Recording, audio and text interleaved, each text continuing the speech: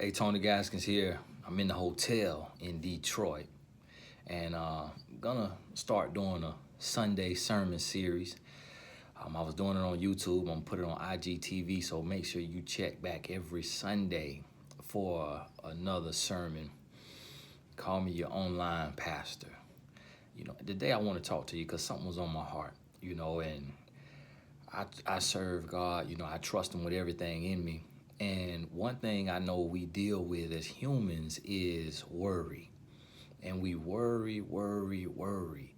And you think about tomorrow, you think about next week, and you give so much time and so much energy to what's coming, to what is ahead, instead of focusing on the here and now.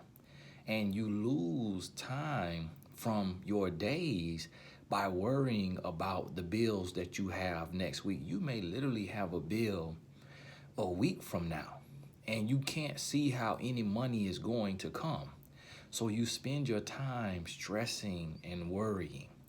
And I've come to the understanding now that when you worry, you hinder your ability to hear God. And I believe it's Matthew chapter 6, in the book of Matthew chapter 6, verse 25 through 34. Read that when you get some time, and it tells you, do not worry about what you're going to eat, what you're going to drink, what you're going to wear. And it says, look to the fowls of the air, because they don't worry about what they're going to eat, but yet food is provided every day.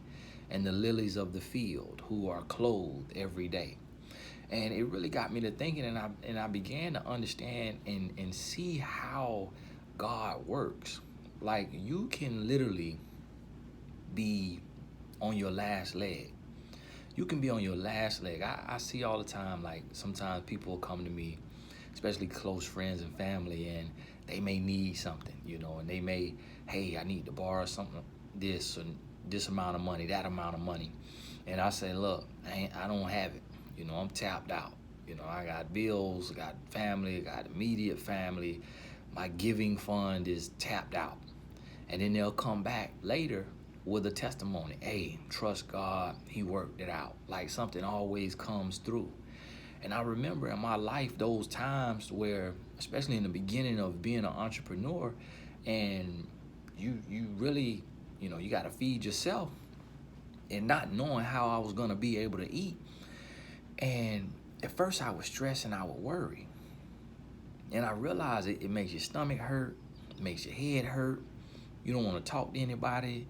You don't want to deal with anybody. And you really can't function. But then I stopped worrying. And as soon as the thought would come, I just block it. I block it. And I block it with prayer. I'll then go and say, you know what? Lord, I trust you. I believe it's going to happen. I don't know how. I don't know when. I don't know where. I don't know what. And then I would just sit there in stillness with a clear mind and an open heart, and an idea would hit me. And it'll say, do this. It would be the Spirit talking to me. And it would say, do this. Send this type of email, or offer this, book, or offer this course. I remember it happened to me one time. I was out of the country on a speaking engagement, and I'm like, man, I got all these bills coming up. What I've been paid to be here, I've already given it to family, but I got stuff coming up, and I'm like, Lord, I'm working for you. I need some help. And He gave me an idea. And so my thing literally, it's not about, hey, go to my GoFundMe and donate me some money. You may come up with an idea that was dropped on your spirit, and as soon as you hear it, you're going to hear, that ain't going to work. It sounds like you're begging. It sounds like you need it. It sounds like you're desperate, like you're thirsty. And you got to take action. It might be to sell plates. You may know how to cook. You may know how to bake desserts, cakes. You may know how to cook, like really throw down full meals. The idea may say, make a flyer that says, home cooked meals, and give it to all your neighbors in your apartment or in your neighborhood. And you just be you would be surprised. You might have 10 people come spend $8 with you for a plate, and you made $80. You might know how to sew. And it might say, hey, start offering to sew custom-made pillows, blankets, whatever it is. You know, look at your gifts. You might be handy around the house. You go spend a few dollars, do something in your house, and then send it to all your friends and family that you can reach.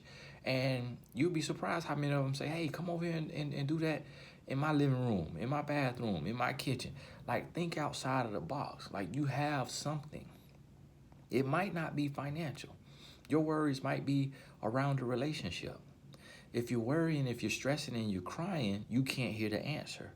But if you sit still, the answer may be, I have better for you. I have better for you, and it's time for you to let it go.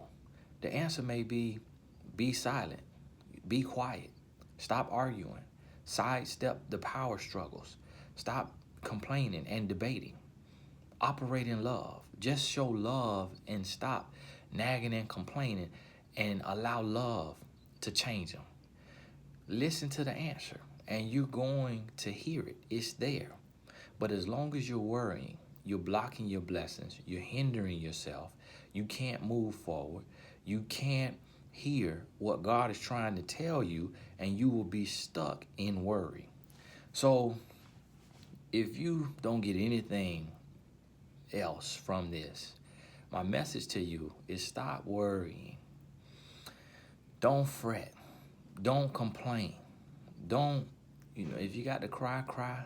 But don't let it stop you from being open to hearing the answers that are right there knocking at your door.